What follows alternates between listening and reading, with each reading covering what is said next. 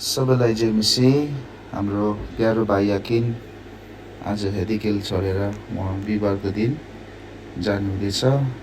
भाइले हामीसँग गरेको सेवाको सम्झना, हामीसँग मिठासपूर्ण सेवाको यादहरू यस प्रकारको छ है। भाइको लागि प्रार्थना गरिदिनुहोस्। थ्याङ्क यू भाइ याकिन। हेदिकेल फ्यामिली विल मिस यु यो फेलोसिप है। God bless you. जहाँ गए तापनि राम्रोसँग सेवा गर्दै जानुहोला। हामी प्रार्थनामा एक दुसरालाई याद गर्नेछौँ ल। अब हिदिकलमा यत्रो वर्ष सेवा गर्यो। नोभेम्बर लगभग लास्ट हप्तामा आइपुगेर अहिलेको समयसम्म आज फेब्रुअरी महिना होइन, मार्च 1 तारिक 2026 सालसम्म सेवा गर्यो। केही समयको लागि अब कामको सिलसिलामा न्यू साउथ वेल्स सर्दैछु। आगामी दिनको निम्ति, सेवाकाईको निम्ति जस्तो माया प्रेम मैले यहाँ पाएँ, प्रार्थना पनि त्यो माया प्रेम रहिरहोस्। अवश्य भविष्यमा भेट्नेछौँ। शरीरमा नभए आत्मामा प्रभुको घरमा हामी भेट्नेछौँ। प्रार्थनामा याद गरेर गरौँ। त्यही नै होला। सबैलाई जय मसीह। के भने हाम्रो भाइ हाम्रो बिचमा हाम्रो भाइ याकिन चाहिँ हामीले लगभग 7-8 वर्ष सेवा गर्न पायौँ। उहाँसँग धेरै कुरा सिक्यौँ पनि। अनि यो आजको दिनमा सेवा गर्न पाउँदा अति खुसी पनि लागेको छ। तर एउटा कुरा धेरै दुःख पनि लागेको छ। आफ्नोमा धेरै बोझ पनि भएको छ। किनभने उहाँलाई फेरि बिदा गर्नु पर्दाखेरि कुनै अब एउटा भविष्यको लागि यो ठाउँ छोडेर अर्को ठाउँमा जाँदै हुन्छ। परमेश्वरले मलाई सहायता गरेको निरन्तर हामी प्रार्थनामा याद गर्छौँ र आउँदो दिनहरू फेरि फ्युचरमा उहाँसँग फेरि भेट भएर यसरी नै परमेश्वरको सेवा गर्ने जमर्को पनि गर्छौँ। अनि अब त्यही हो, परमेश्वरमा घरमा बाहिर भित्र भइ नै बस्छ। परमेश्वरले आफ्नो समयमा ल्याउनुहुन्छ, फेरि अनि त्यो एकको बनाएर बाहिर लानुहुन्छ। त्यसै नै गर्नुहुन्छ परमेश्वरले आफ्नो काम गर्छ। अब हामी शरीरमा भएको कारण, मानिस भएको कारण चाहिँ अब हामी कहिले पनि नछुटौँ भन्ने लाग्छ। तर पनि परमेश्वरको इच्छा हुन्छ हामी हिँड्नुपर्ने हुन्छ। किनभने अब त्यही हो, कहिले दुःख कहिले सुख, कहिले मिलन कहिले दुःख भइ नै बस्छ है। त्यसले गर्दाखेरि अब प्रार्थनामा याद गरौँ। भाइलाई त्यही हो मेरो सबलाई हाम्रो याकिन भाइको लागि भाइसँग सेवा गर्दै आएका 8-9 वर्ष भयो। अनि उहाँसँग सेवा गर्दै आएको। अनि अब यो 2026को यो मार्च यो 5 तारिक उहाँ फेरि अर्को ठाउँमा काममा जानुहुँदैछ। अनि अब यो माया प्रेम हामी हिदिकेल परिवारप्रति उहाँप्रति हामी माया छ, प्रेम छ, क्रिस्टको प्रेम छ। अनि हामी उहाँको निम्ति निरन्तर प्रार्थना गरिरहन्छौँ। उहाँको परिवारको लागि, गीताको भान्जीको लागि, भाइको लागि केही 2 वर्षको लागि काममा जानुहुँदैछ। प्रभु इच्छा हो भने केही समयमा आउनुहुन्छ सेवाकाईमा। यो डिसेम्बरमा यो जति आउने योजना विचार गर्नुभएको छ। अनि केही सम्बन्धी प्रभु इच्छा भयो भने केही हिदिकलमा स्पेसल सेवाहरू, जवान सेवाहरू केही भयो भनेमा पनि उहाँहरू आउने इच्छा गर्नुभएको छ। त्यही प्रकार उहाँको हामी निरन्तर प्रार्थना गर्छौँ। हाम्रो क्रिस्टको प्रेम उहाँसँग हामी सदस्यहरूमा उहाँसँग हाम्रो छ। यति नै भन्दै सबैले आज भाइ याकिन हाम्रो साथमा विशेष गरी नआएपछि हामीसँग 6-7-8 वर्ष सँगै गर्नु पाएको छौँ। अब हामीले उहाँहरूको लागि प्रार्थना पनि गरेको छौँ। भाइले प्रार्थनाद्वारा वचन पाएको अनुसार उहाँ पनि अब मोड्यो भन्ने ठाउँमा जानुहुँदैछ। तर हामीले चाहिँ अब हामी जवान तर्फबाट हामीले एउटा हाम्रो जवान म्युजिसियनलाई अब केही दिनसम्म अब हामीले गुमाउँदैछौँ। भाइ गइरहेछ तर हाम्रो साथमा हुनुहुन्छ प्रार्थनामा। अनि हामी प्रार्थना गरिदिन्छौँ उहाँको भविष्य, उहाँको परिवारको लागि, नयाँ कामको लागि, नयाँ सुरुवातको लागि, नयाँ ठाउँको लागि मिठो सङ्गति गर्नु पाएको छौँ। विशेष गरी हाम्रो खास हाम्रो म्युजिसियनहरूले धेरै मिस गर्ने छ भाइलाई। हाम्रो साथमा जवानको सेवामा, सङ्गतिमा अनि दाजुको रूपमा मसँग हामी भाइ गीतवन, भाइ विवेक हामी मिलेर धेरै म्युजिकहरूको कामहरू पनि गरेका थियौँ। अनि हामी याद गर्छ भाइलाई हामी हमेसा प्रार्थनामा याद गर्छौँ। अनि राम्रो भविष्य उज्जवल भएको होस्, प्रभुले निरन्तर साथ दिएको हुन्, जाँदा प्रभुको दूतगणको एन्जेलिक प्रोटेक्सनहरू पाएको हुन्।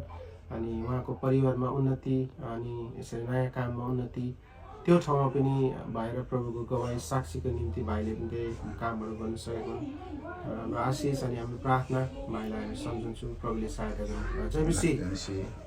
यकिन भाइ अब दुःख सुख हामीले यत्रो वर्ष सेवा गऱ्यौँ अब राम्ररी जानु होला भनौँ त भाइले अब वचनसँगै भन्नुभएको छ 2 वर्षको लागि गएको फेरि म रिटर्न आउँछु भन्नुभएको छ। अब हामीले यत्रो दिन सेवा गऱ्यौँ अब घटी कमी भयो होला अब भाइले विशेष गरी प्रभुले पनि क्षमा गरेको हुन् हामीलाई अनि भाइले पनि क्षमा गरेको हुन्। अब भन्नु त धेरै थियो तर पनि यति नै भन्नु पर्यो भाइ जय मसीह।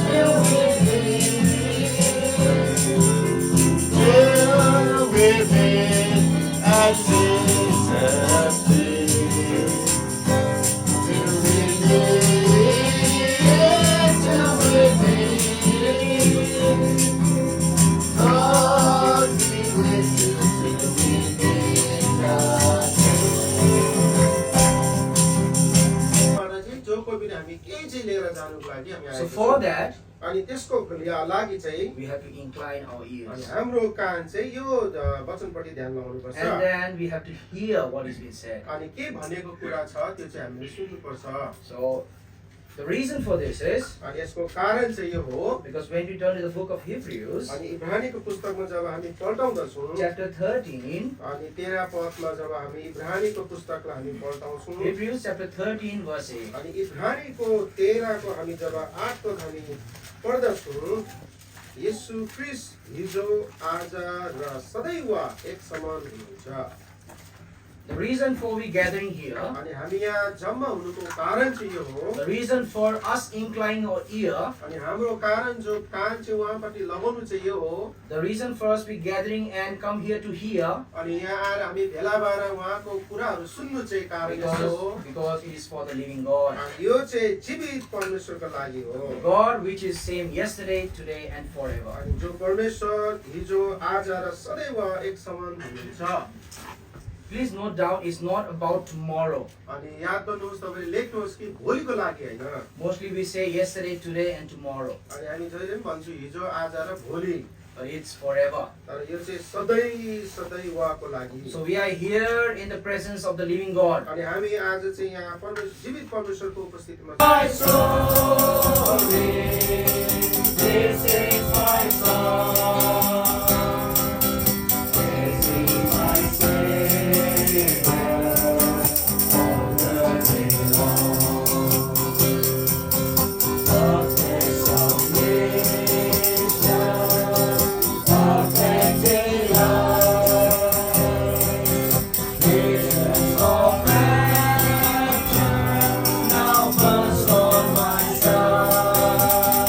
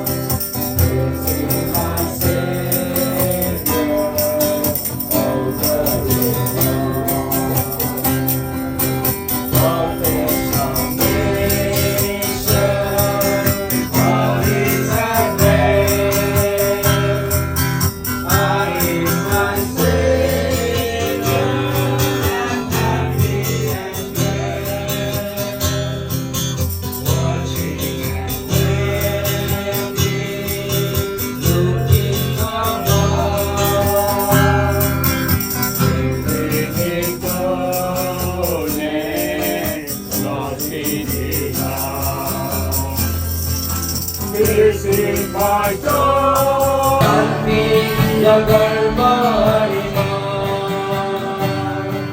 हामी अझै बाँचियौँ मुक्ति रही यस संसारमा मुक्ति रही यस संसारमा हामी रहेका थियौँ